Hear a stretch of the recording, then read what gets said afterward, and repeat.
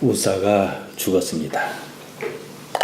하나님의 법궤에 손을 댔다는 이유였습니다. 우사가 도대체 무엇을 잘못했기에 죽었는가? 이것을 다음 주까지 말씀드리겠습니다. 다윗이 아비나답의 집에 있던 하나님의 궤를 실어오고자 했습니다. 그때 아비나답의 아들 우사와 아효가 법궤를 실은 수레를 몰았습니다. 일행이 나곤의 타작마당에 이르렀을 때 수레를 끌고 가던 소가 갑자기 뛰었습니다. 우사는 법궤가 수레에서 떨어질까 하여 하나님의 궤를 붙들었습니다. 만일 수레가 엎어졌다면 어쩔 뻔했겠습니까? 반사적으로 나타난 행동이었다 하겠습니다. 문제는 그 다음입니다. 하나님께서 우사의 잘못함으로 인하여 진노하셨다고 합니다. 어째서 하나님에게 손을 대었느냐 이겁니다. 우사가 거기서 하나님의 곁에서 죽었습니다. 그 상황에서 법궤에 손을 대지 않을 사람이 있을까요? 선뜻 이해가 가지 않습니다. 잘못이 있다면 일을 그런 식으로 진행한 다윗에게 있습니다. 우사 잘못은 아니에요. 이 얘기가 무엇을 말하는지, 우사는 왜 죽어야 했는지 세 가지 관점에서 오늘은 보겠습니다. 첫째는 하나님의 말씀은 변궤가 없다는 사실입니다. 민수기 4장 15절에 나온 대로 성물을 만지면 죽습니다. 이따 보겠습니다마는 하나님의 궤는 일단 손을 대면 죽어요. 이유는 중요하지 않습니다. 하나님의 어미는 그때나 지금이나 영원토록 여전합니다. 둘째로 잘못은 다윗이 저질렀는데 죽기는 우사가 죽었다는 점입니다. 우사 사건에 도저히 비할 바 없는 사건도 있습니다. 다윗은 자기 부하 우리아의 아내 밧세바와 통간했습니다. 애가 덜컥 생기고 말았습니다. 다윗은 그 사실을 감추려고 시도했습니다. 우리아를 무슨 일이 있는 것처럼 전장에 있던 사람을 불렀습니다. 집으로 보내 밧세바와 잠자리를 가지게 했습니다. 태중의 아이가 우리아의 아이인 것처럼 꾸미려 했습니다. 우리아는 충성스러운 군인이었습니다. 전쟁 중이라 자기 혼자 편하게 집에서 쉴 수 없다며 집에 가지 않았습니다. 다윗이 생각한 대로 일이 풀리지 않았습니다. 우리아를 죽이기로 작정했습니다. 다윗이 군장 요압에게 편지를 썼습니다. 사무엘하 11장 15절에 나옵니다. 맹렬한 싸움에 우리아를 앞세워 홀로 두고 모두 뒤로 빠지라 그랬습니다. 우리아가 맞아 죽게 하라는 내용이었습니다. 다윗은 우리아에게 그 편지를 주며 요압에게 전달하라 그랬습니다. 우리아는 자기를 죽이라는 편지를 가슴에 품고 전장으로 갑니다. 그리고 죽었습니다. 다윗은 참 치사하고 나쁜 사람입니다. 질이 좋지 않은 사람입니다. 그런 사람이 또 살기는 오래 살아요. 우사나 우리아나 그런 보통 사람이 애매하게 일찍 죽습니다. 사람이 착하다 해서 오래 살고 나쁘다 해서 일찍 죽지도 않습니다. 우리가 보지 않습니까? 때로는 나쁜 사람이 더 오래 살기도 합니다. 삶이 어째서 이 모양이냐? 그런 이유가 무엇이냐? 이것을 두 번째로 보겠습니다. 세 번째로 그렇다면 인생이 뭐냐? 이 문제입니다. 인생이 이런 것이라면 우리에겐 또 어째서 이런 삶이 있느냐? 이겁니다. 우사나 우리아가 일찍 죽어 억울한 것이 아닙니다. 그럴 것 같으면 억울한 영혼이 어디 한둘입니까? 교사라도 별것 없습니다. 아무튼 우리가 오늘 왜 안 죽고 살아있는 줄 아십니까? 법궤에 손을 안 대서 그래요. 다윗과 같은 수악한 사람 밑에 있지 않아서 그래요. 그래서 아직 죽지 않고 삽니다. 그럼에도 지금 우리 삶이 사람 같지 않은 사람과 옹색하게 얽혀 있습니다. 이 일이 아니면 저 일이 놓여 있습니다. 우리가 어째서 이런 삶을 살아야 하느냐 이겁니다. 삶에 대한 이해가 있어야 합니다. 하루라도 더 살아야 한다면 이유가 있을 것입니다. 그 이유를 모르고 산다면 하루라도 더 살아야 하는 이유가 없어요. 그래서 여기에 통달해서 스스로 죽는 사람도 있습니다. 대부분의 사람이 그러지도 못하고 그냥 삽니다. 사니까 살아요. 살 이유가 없는 삶을 삽니다. 그것은 삶이 아닙니다. 연명하는 겁니다. 단지 수명 연장일 뿐입니다. 인생 그 자체는요, 요양원이나 호스피스 병동이 아닙니다. 간혹 쓰는 말이 있습니다. 플러스 알파라 안 그럽니까? 일정한 것에다 얼마를 더한다 이 뜻입니다. 알파는 그리스어 첫 글자입니다. 수학 기호로 되게 쓰이지요. 알 수는 없지만 구하려는 수, 미지수를 나타내는 기호로 쓰입니다. 인생은요, 계속 더해가는 거예요. 플러스 알파예요. 삶의 순간은 언제나 지금입니다. 지금 이 시점에서 한번 보십시오. 과거는 어떻게 살아도 돌이킬 수 없습니다. 지금 보면, 지금 딱 이 시점에서 과거를 보면 이미 정해진 바나 다를 게 없어요. 우리는 마치 정해진 수순에 따라 살아온 것 같습니다. 그리고 지금 이 순간에다 또 무엇인가 알파를 더해갑니다. 미래 어느 시점에서 본다면 그 시점에서 지금 과거일 텐데, 과거는 한 덩이의 일부로서 또 다른 알파를 기다린다는 거예요. 60을 살면 거기 조금씩 보태나가는 것이고, 10년을 살면 거기서 또 조금씩 보태나가는 거, 이런 식이라는 거죠. 이처럼 인생은 기존에 있는 것에다 자꾸만 무엇인가 보태가는 방식으로 모습을 갖춥니다. 60년을 살았습니다.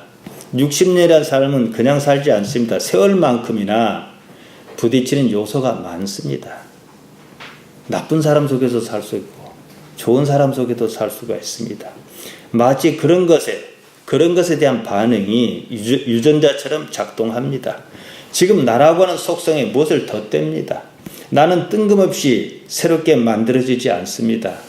기존의 것에다 새로운 것을 계속 덧대는 식으로 붙여가며 조금씩 변해갑니다. 지금 이 순간에도 기존 것에다 한순간의 경험을 플러스 알파로 보태갑니다. 속성은 갑작스럽게 변하지 않습니다. 조금씩 보태는 방식으로 조금씩만 변합니다. 그런데요, 거기에 방향이 있다는 거예요. 이 방향을 제대로 잡은 사람은 무엇인가 한 세월, 한순간을 보태더라도 거기에 맞게 보태갈 것이고, 방향이 없는 사람은 그냥 붙는 대로 붙여갈 것이에요. 그 방향을 인지한 사람은 특별한 존재입니다.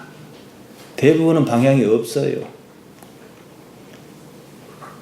죽을 때 가서 나는 무엇을 위해서 살았다라고 말할 수 있어야 하는데, 죽을 때 갑자기 생각하니까 아무것도 생각나는 게 없는 거예요. 그런 삶이면 안 된다 이 말이에요. 나이가 들수록 외부 자극에 대해서 느끼는 충격이 작습니다. 왜냐? 기존 속성이 살아온 세월만큼이나 완고해서 새로운 충격을 그만큼 작게 느끼기 때문입니다. 그런 만큼 변화도 작습니다. 그 때문에 보통 나이가 들면 들수록요, 보통 사람 말이에요. 여러분 말고 편견이 심해져요. 옳은 일을 접하면 오른쪽으로 변해야 해요. 나이가 들수록 변화가 쉽지 않아요. 변화가 크면 자신의 속성을 탈바꿈하려고 한다 생각합니다. 탈바꿈을 긍정적으로 받아들이기보다는 보통 위협으로 받아들이면서 기존의 가치를 방어하려고 그래요. 그때 고집이 생깁니다. 고집은 그 사람의 인격인 동시에 존재 가치입니다. 나이가 들수록 그냥 고집이 아니에요. 뭐라 합니까? 쇠고집이라 그래요. 안 바뀌니까요. 왜냐?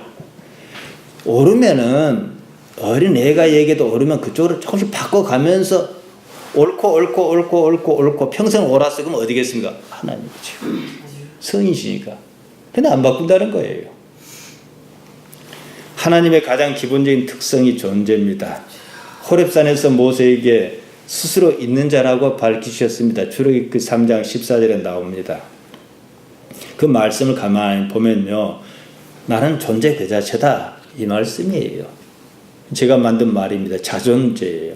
이에 비해서 사람은 타존재입니다. 누군가가 있게 해야 있어요. 누군가로 말미암은 존재다 이 말씀입니다.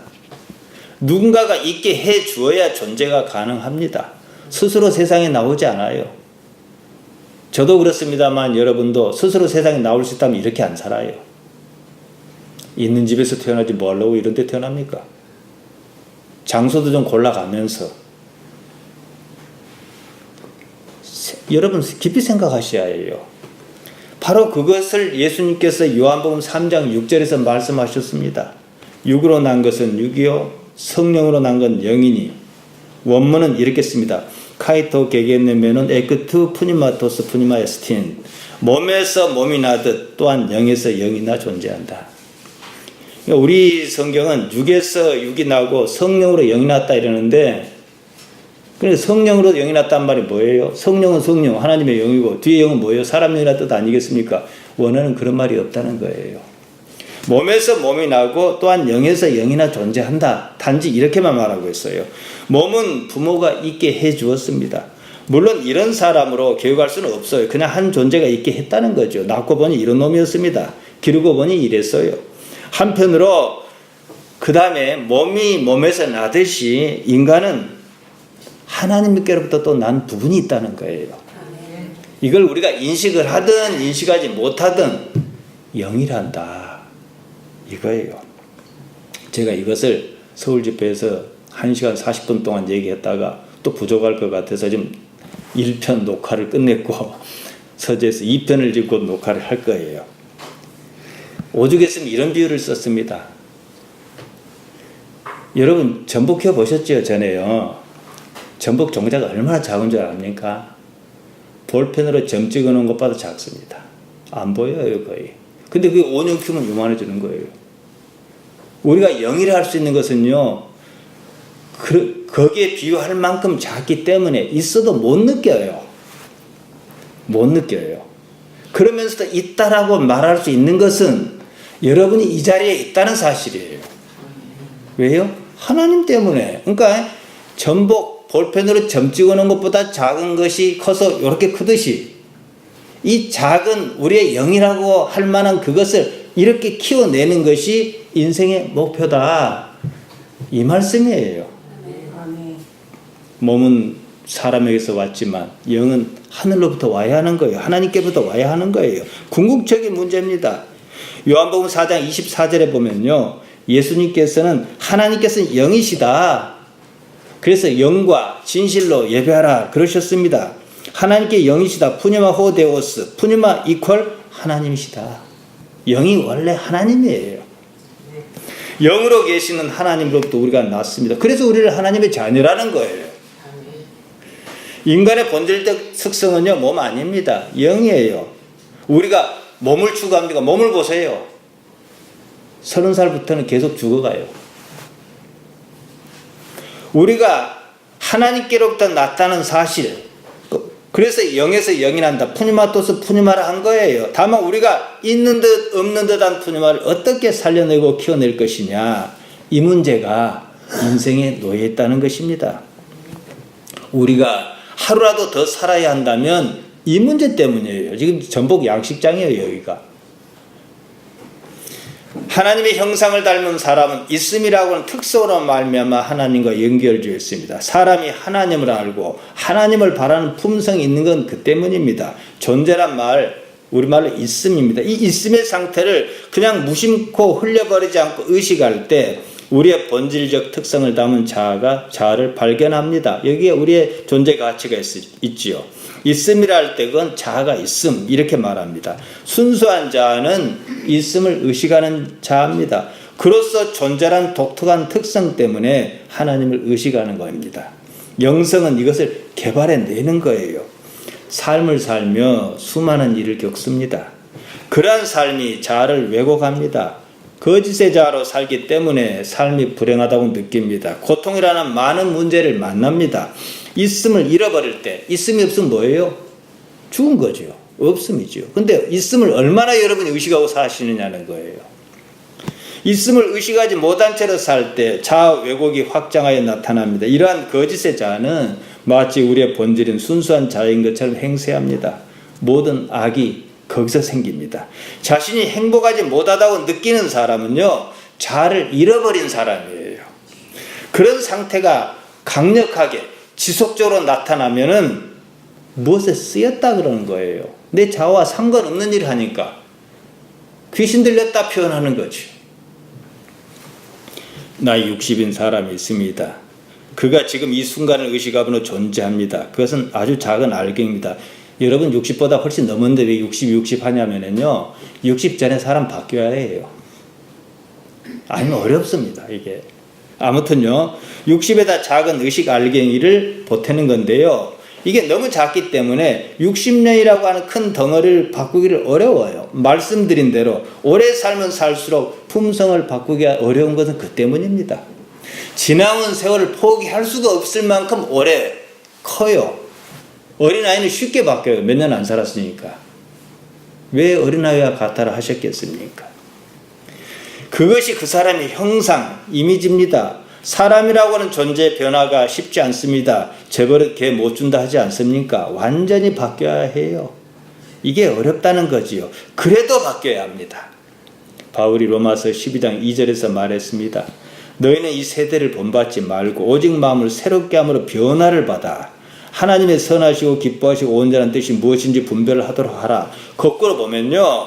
하나님의 선하시고 기뻐하시고 온전한 뜻을 분별하려면 바뀌어야 해요. 안 바뀌면서 주여 주여 하니까 그 주가 무슨 주인지 알 수가 없죠. 메타모르포 바뀌어야 합니다. 그래야 하나님의 생각을 분별할 수 있습니다. 이 어려운 일이 어떻게 가능할까요? 사람으로서는 불가능하지만 하나님께로서는 가능하다. 마가복음 10장 27절 이하에서 말씀하셨습니다. 그래서 거듭나는 하늘로부터 나는 일이 필요한 겁니다. 겟레데 아노덴이 필요해요. 예수님께서는 그 일이 아주 쉬운 하나님의 방법을 가지고 우리에게 오셨습니다. 하나님의 존재 성질은요, 선이에요. 품성적인 면에서 하나님께서 선과 선이 뭉친 거대한 이렇게 표현할 수도 있겠습니다. 거기다 사람이 선을 지향함으로 하나님께 보태어 간다 이거죠. 하나님이라는 존재는 거대해서 가늠하기 어렵습니다. 작은 존재 우리가 하나님을 알아차리는 방법은요. 니고데모에게 말씀하셨듯이 우리는 거듭났다라고 표현했습니다만 하늘로부터 나야 합니다. 겟레데 아노데. 사람이 거듭나야 하늘로부터 나야 하나님 나라를 볼 수 있습니다. 그러면 하나님의 품성인 선을 사모합니다. 그로써 하나님을 알아차리는 기회가 자꾸 생깁니다. 그걸 키워가는 거예요. 있음에 있는 것은 선한 겁니다. 지금 여기는 우리 있음의 유일한 시공간 좌표입니다. 그러므로 있음을 의식한다는 것은 그 자체가 선한 거예요. 사실이기 때문이지요.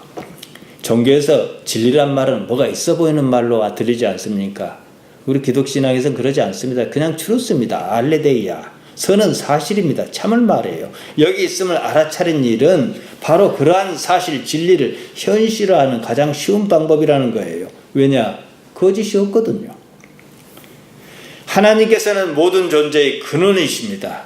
우리는 하나님으로부터 말미암습니다. 때문에 사람이 하나님의 속성인 선을 지향하는 것이 마땅합니다. 하나님께서는 사람이 원하든 원하지 않든 궁극적으로 선을 향하여 가도록 만드셨습니다. 선으로 가는 길목에 고난이 있어요. 정화의 과정이 필요합니다. 사람에게 고난이 있는 것은 사람이 아직 선하지 못해서 선에 도달하지 않아서 그렇습니다. 선의 하나님을 제대로 알지 못한 때문입니다. 그것은 자신의 작은 존재를 큰 존재이신 하나님께 보태어가는 과정이기도 합니다. 모든 것이 결국에 가서는요, 선에 굴복할 수밖에 없어요. 시간 문제입니다. 로마서 8장 28절입니다. 우리가 알거니와 하나님을 사랑하는 자 곧 그 뜻대로 부르심을 입은 자에게는 모든 것이 합력하여 선을 이루느니라. 해결의 얘기로 하면 변증법 같습니다. 정, 반, 합이 합쳐서 다시 정이에요. 모든 것은 나쁜 것도 있어요. 이것이 도로 합쳐서 선이에요. 결국은 선이라는 거예요. 사람은 선을 향한 진통으로 고난을 느낍니다. 고난은 이를테면 성장통 같은 겁니다. 사람에게는요, 인지 능력이 있습니다. 어떤 사물이나 사실을 분별하며 알아차리는 능력입니다. 인지란 자극을 받아들이고 저장하고 인출한 일련의 정신 과정입니다. 인지 능력은 지각, 기억, 상상, 개념, 판단, 추리 이런 걸 포함합니다. 그래서 무엇을 안다는 것을 포괄적으로 나타내는 거죠. 사람은 그 능력으로 살아가는 데 있어 작용하는 섭리와 그 주권자를 알아차릴 수 있습니다. 그래서 깨달음, 알아차림 이런 말은 종교에서 매우 중요합니다. 이런 점 때문에 바로 동물과 확연히 구분할 수 있습니다. 사람의 삶은요, 근원적 존재인 큰 존재를 알아가는 과정이에요. 그래서 우리는 보니까 그분이 하나님이시더라. 또 예수님의 말씀을 자꾸 비춰보니까 점점 더 그분이 이렇게 뚜렷하게 보이는 거예요. 우리 각자는 여러 가지 방법으로 때로는 삶에서 어떤 대가를 치르면서 그것을 배웁니다. 그래서 큰 존재가 하나님이신 것을 알아차렸을 때 모든 고난은 의미를 잃습니다. 그 결과 평안이 있습니다. 평안이란 것은요, 복 받고 잘 살아서 평안이 있는 게 아니에요. 누집 재벌은 복을 안 받아서 그 히스테리를 부른답니까? 있고 없은 거 상관이 없어요. 그래서 요한복음 14장 27절에서 말씀하셨듯이 세상이 주는 것과는 다른 평안이라는 거예요. 그러니까 평안을 다른 데서 다른 방법으로 찾아야 한다는 거죠. 쥐를 가지고 실험을 많이 합니다. 생물학을 하는 사람들은 보편적인 일이에요. 왜냐하면 사람을 가지고 실험할 수는 없으니까. 또 다루기도 쉽고. 그 실험 용지가 상당히 비싸답니다. 그걸 공급하는 회사가 있고 그런데요. 쥐에게 아주 편하게 해주고 먹을 것만 계속해서 맛있는 고칼로리 음식을 계속해 주면요 성인병에 걸려요. 쥐도요. 일찍 죽어요. 요새 집에서 키우는 고양이나 개나 지나치게 뭘 많이 줘갖고 성인병에 걸리고 일찍 죽을 때 죽지 못해가지고 그냥 힘들게 사는 짐승 많습니다. 먹이를 줄여서 열량을 제한하면요 오래 삽니다. 그런 점에서 초원의 최상위 포식자 호랑이나 사자조차도 마음껏 먹을 수 없다는 사실이 상당히 다행스러워요. 맹수라 해서요 언제나 사냥에 성공하는 거 아닙니다. 도망가는 놈이 나 잡아먹으라고 거기 가만히 있겠어요? 죽기 살고 도망하죠. 그럼 한 놈은 또 죽기 살고 잡으러 가야 해요. 그러다 놓치기도 하고 그럽니다. 또 나이가 들면은 그런 능력이 떨어지니까 쫓아가다가 못 쫓아가고 굶어 죽어요. 그게 복입니다. 어떻게 죽을까를 생각하셔야 해요. 우리는 인간이 영리해가지고 집단을 이루면서 그걸 좀 조작을 하지요. 누구나 마음껏 먹을 수 있는 포식의 시대입니다. 그런 환경이 과연 복인가 생각해야 해요. 너무나 많이 먹어 비만과 그것으로 는 합병증에 시달리는 것은 사람이나 실험용쥐나 똑같습니다. 동물은 먹이를 저장하는 법이 없습니다. 꿀벌이나 개미는 먹이를 저장하지만 나중 생각해서 그런 거 아니에요. 우리가 생각하는 개념과 다릅니다. 본능적인 거예요. 대체로 그런 습성은 대개 먹이 사슬의 가장 하위 집단에서 나타나요. 상위 집단에서는 그냥 사냥해서 배부리가 먹거나 말아요. 저장하는 것 없어요. 배가 고플 때까지 그냥 놀아요. 사냥 의욕이 사라집니다. 우리가 무엇을 먹을 때 포만감이 생기면 더 이상 먹고 싶은 마음이 생기지 않은 것과 같습니다. 연세대학교 서근구 교수가 쓴 책에 이런 내용이 나옵니다. 1954년 캐나다 맥길 대학에서 우연하게 발견한 게 하나 있어요.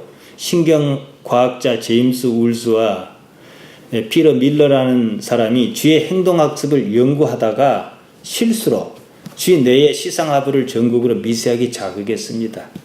이후에 쥐는 그 자극받았던 장소로 계속 글로만 가는 거예요. 그것에서 무슨 대단히 좋은 경험이 있었지 싶어서 연구를 하고 분석을 했습니다. 이 뇌에 쾌감센터가 있다는 거예요. 모든 동물은 다 있습니다. 붕어도 있고 사람도 있습니다. 이게 자극을 받으니까 어느 요 부분에서 자극을 받으니까 계속 그 부분을 찾아가는 거예요. 그래서 이제 시험을 더 시작했어요.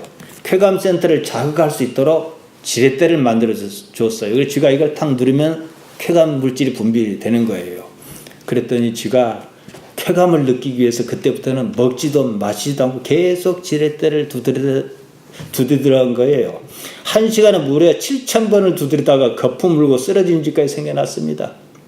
지렛대를 누르기 위해서 치명적인 전류가 흐르는 바닥을 건너기도 하고 어미쥐는 갓태난 새끼 쥐도 있고 지렛대를 두드리고 또 두드리더라는 거예요. 사람에게요, 내 뜻대로 안 되니까 행복한 거예요. 내 뜻대로 되면요, 마약하고 있습니다. 다 귀찮아요. 모든 동물에 내가 가진 중요한 역할 중 하나가 이겁니다. 쾌 혹은 불쾌의 경험을 즉각적으로 구분해내고 만들어내는 기능입니다. 인간이 느끼는 쾌감은 뇌의 여러 부위가 만들어내긴 하지만 시상하부가 가장 큰 역할을 합니다. 쥐와 마찬가지로 쾌감의 경험을 기억 속에 확실히 남겨놓습니다.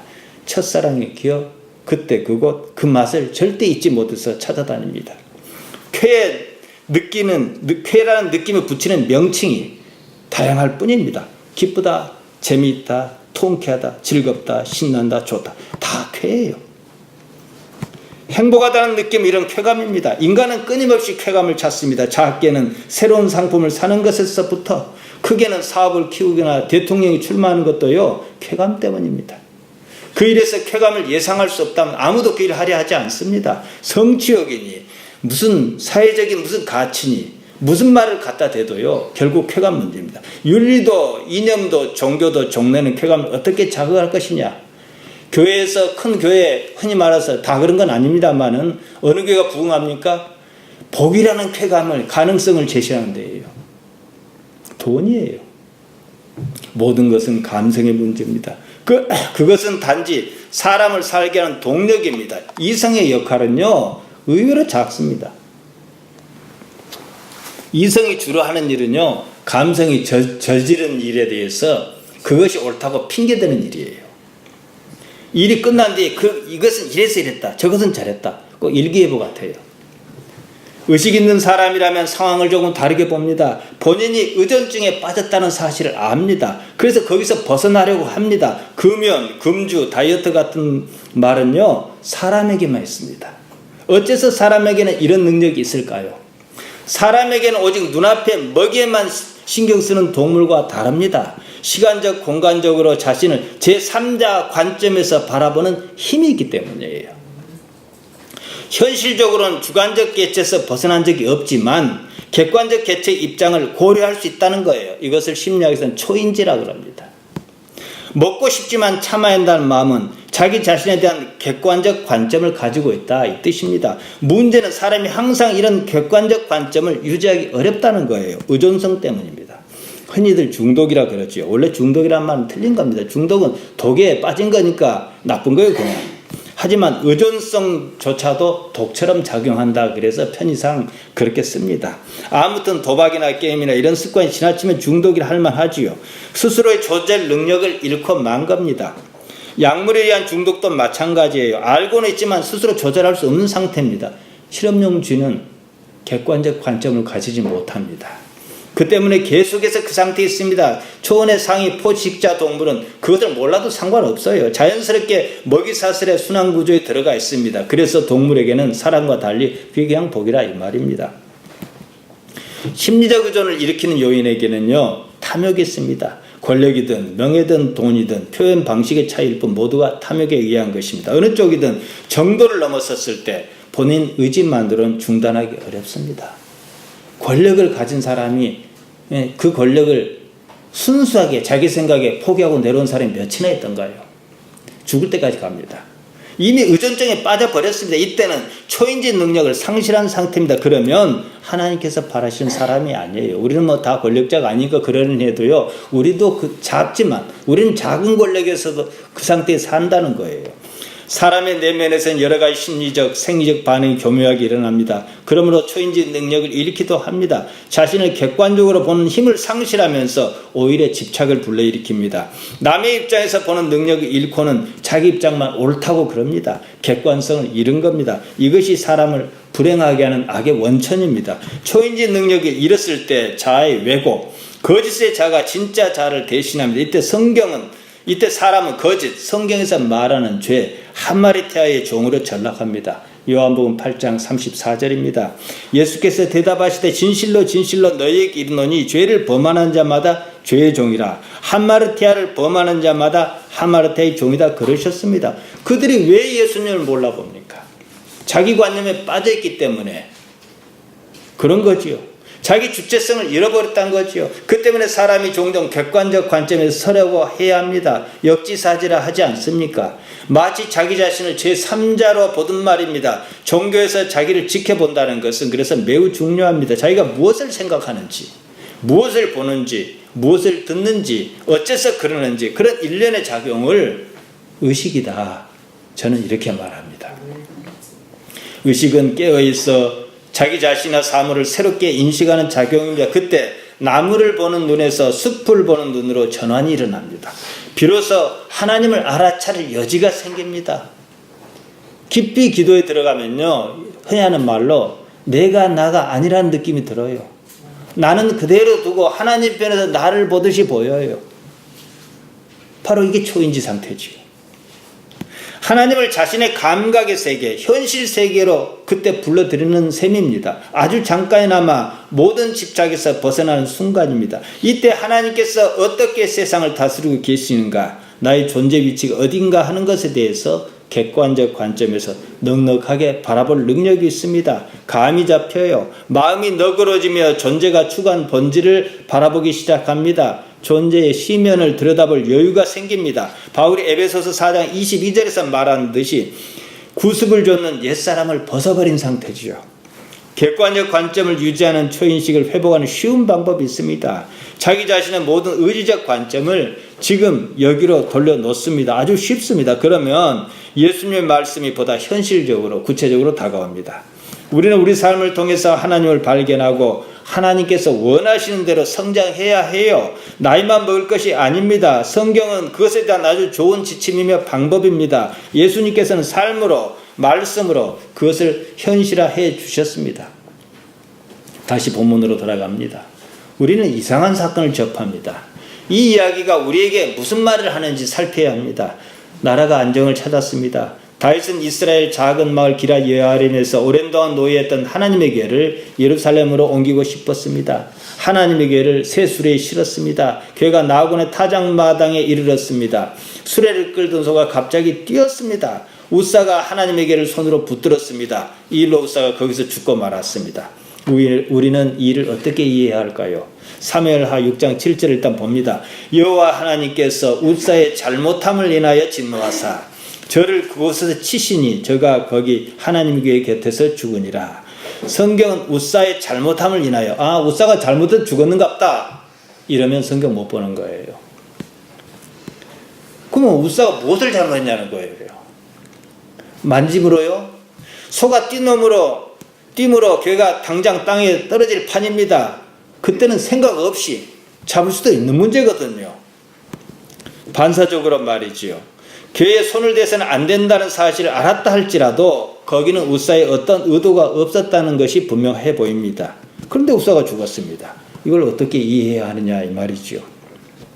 더구나 하나님께서는 우사의 중심도 보셨을 것입니다. 그러니까 사람은 또 거꾸로 얘기해요. 우사가 뭔가 나쁜 것이 있으니까 그냥 그 자리에서 이왕 이렇게 왔으니까 그냥 죽이시지 않았나 이렇게 이제 억지를 부리는 경우도 있습니다.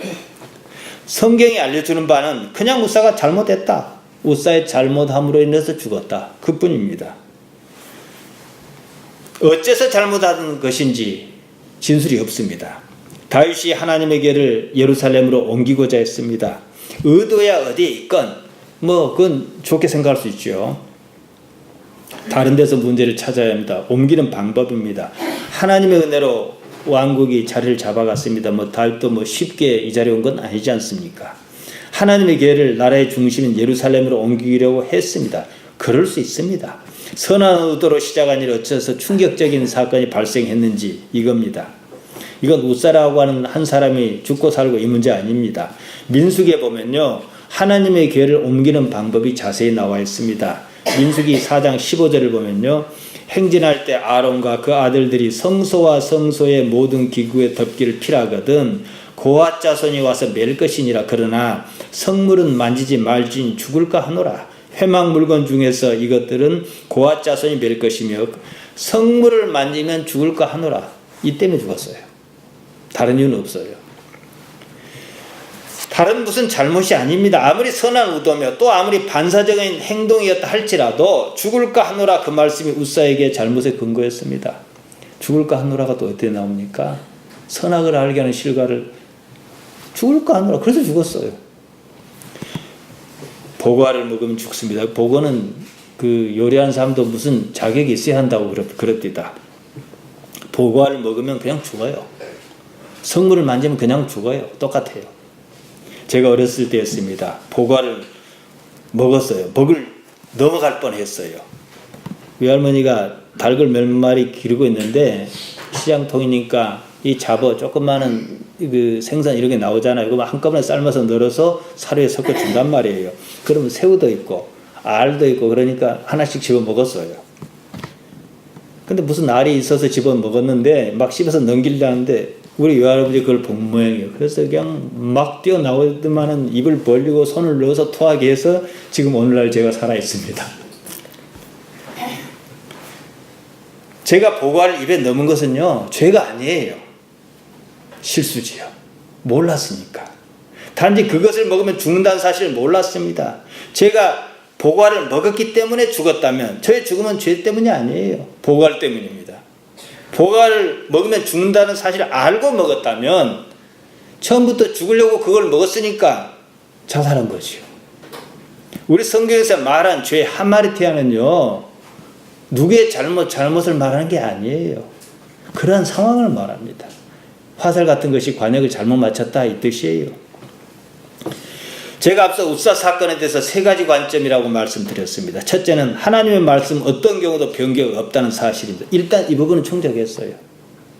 성물을 대면 죽으니까 그래서 죽었다 이거예요. 이 부분은 충족했습니다. 둘째는 웃사가 자기 마음대로 수레를 몰 수 없어요. 책임이 있다면 다윗에게 있다는 사실이에요. 웃사의 죽음은 단지 실수였습니다. 웃사가 하나님에게 손을 대는 실수를 했을 뿐이에요. 제가 보과를 먹고 죽을 뻔했던 것과 마찬가지로요. 웃사의 잘못이라 번역한 말 샬입니다. 그냥 실수를 말합니다. 실수로 죽기도 해요. 그뿐입니다. 신약에서는 하마르티아죠. 관역을 잘못 맞췄다는 뜻입니다. 헛다리 짚었다 이거죠. 우리가 흔히 쓰는 죄라는 말은 악한 의도가 담겨있는 말이죠. 잘못은요, 의도는 없습니다. 웃사는 실수로 죽었습니다. 높은 데 올라갔다가 발을 헛디뎌 죽는 수도 있지 않습니까? 그것과 같아요. 그러면 웃사에게 너무 가혹하지 않느냐? 여러분, 원래 인생이 그래요. 원래요. 그냥 비행기 타다 죽은 사람도 있고요. 산에 올라갔다 죽은 사람도 있습니다. 무슨 사고를 당하거든요. 우리 가족 가운데 사고를 당하면 그러지 않습니까? 내게 무슨 잘못이 있어서 이렇게 해석한다고요. 그런 것도 없어요. 그냥 사고입니다. 이 사건에서 하나님의 말씀을 소홀히 여긴 쪽은 사실 웃사가 아니라 다윗이었습니다. 사무엘하 6장 8절에 보면 다윗이 분하여, 이 부분의 번역이 조금 그렇습니다. 분하다, 파라칩니다. 히브리어 깨뜨리다, 분쇄하다 이 뜻이에요. 그 다음에 이어서 여호와께서 웃사를 충돌하심으로, 이제 우리가 새로 번역한 성경에는 여호와께서 웃사를 치심으로 이렇게 나와 있습니다.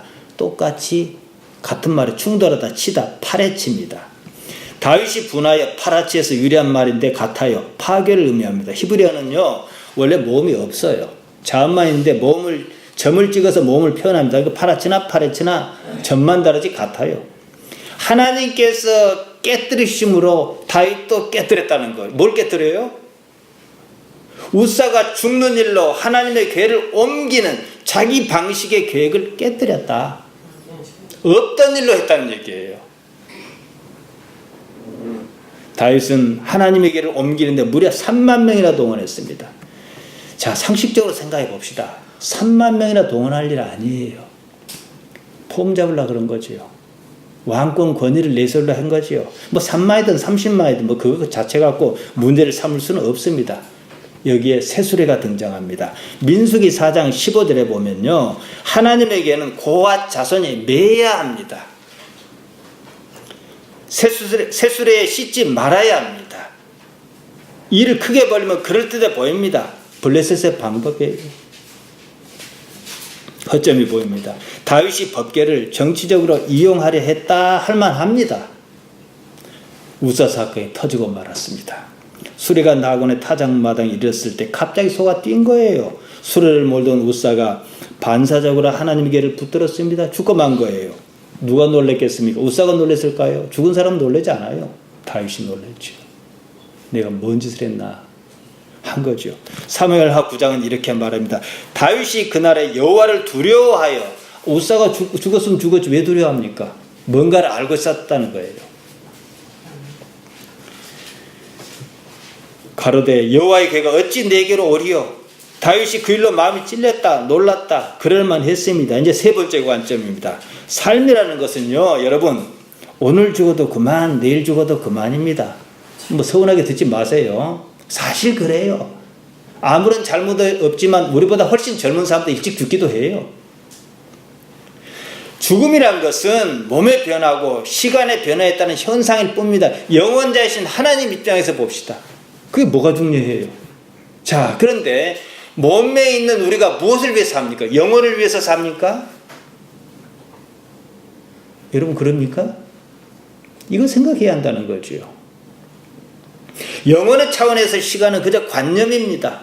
한 존재의 존재성은 그런 변화와 상관없습니다. 적어도 우리 기독신앙에서 본다면 나는 오늘 죽어도 나고 내일 죽어도 나예요. 지금 우사가 살아날 수 있다면 우사가 살아나 여기 오겠습니까? 안 오지요. 어찌했건 한번 건너가 버렸으니까 차라리 그게 더 나으니까. 죽기 전에는 그것이 안 좋은 줄 알았는데 막상 가보니 그게 더 나은 거예요. 뭐 하려고 와요? 나사로가 나흘 만에 살아났습니다. 도로 죽었어요. 왜 도로 죽은지 압니까? 죽는 게 더 나으니까요. 큰 틀에서 보면요, 삶은 그다지 중요하지 않습니다. 그렇게 수고하고 애썼어도 죽음 앞에 서면 아무것도 아닙니다. 삶의 가치를 어디다 두어야 하는지 그거라는 거죠. 평생 무엇을 위해서 살았는지 그 문제입니다. 제가 26년 목회를 하면서 깨달은 게 이거예요. 나는 이것을 위해서 살았다라고 할 만한 게 이제 잡히더라고요. 야, 이제 말씀드렸어요. 우리 이해합니다. 그런데 참 희한해요. 이제 숨이 넘어가는 순간에 닥치면 그 사실 다 알아요. 아직 숨이 붙어있다 싶으면 그 사실 인정 안 해요. 누구나 다 죽는다는 사실 압니다. 그러면서도 죽음을 부정하는 것 또한 사실에 본능이 그렇게 작동한 거예요.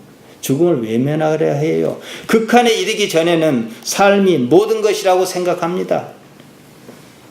정리하겠습니다. 우사가 죽었습니다. 자신의 잘못이든 아니든 그것은 중요하지 않습니다. 이래도 죽고 저래도 죽습니다. 길게 보면요, 죽음은 중요하지 않아요. 중요한 것은 삶의 가치입니다. 무엇을 위해 살았냐 이겁니다. 그것 아니면 오늘 죽으나 내일 죽으나 매일반이에요. 죽는 것을 좀 연장했을 뿐이에요. 하나님의 의지를 실현할 삶이 아니라면 살아있다 해도 의미가 없습니다. 천년 만년을 살아도 가치가 없어요. 죽은 겁니다. 하나님께는 시간이 의미가 없습니다. 여러분에게 어째서 이런 삶이 주어졌는지, 하루라도 더 산다면 그 이유가 무엇인지 깊이 생각하셔야 해요. 여러분은 무슨 근거로 이 자리에 오셨습니까? 이 자리에 오신 여러 가지를 다 지어버리고 그게 본질적인 가치 하나를 붙드셔야 해요. 한사고 물을 건너고 차를 타고 왜 옵니까? 그러면은 왔으면 안 오려면 말지라도 왔으면 그 가치의 가장 귀한 부분을 생각해야 되지 않겠습니까? 삶은 무엇을 실현할 것이냐 문제입니다. 하나님을 아는 자신의 의식을 어떻게 자라게 할 것이냐 그겁니다. 하나님께서 이 삶에 어떻게 나타나시는지 깊이 의식해야 해요. 좋은 일도 있지만은 상당수 일은 내가 별로 좋아하지 않은 일입니다. 그럴지라도 그 일에 하나님께서 어떻게 나타나시는지, 그 일에 나타나시는 하나님을 나라고 하는 그는 어떻게 의식하는지, 그 의식하는 의식을 나는 어떻게 바라보고 있는지, 이 부분, 바로 그 부분을 말씀드린 대로 영이라 말할 수 있다는 거예요. 성경 영이 무엇이다 말한 적이 없어요. 다만 영이 어떻게 나타나 있는가 현상은 얘기를 해요. 바람처럼. 눈에 보이지는 않지만 이렇게 표현하고 있죠. 하나님께서 나에게 무엇인지, 나는 지금 무엇을 위해서 달려가고 있는지,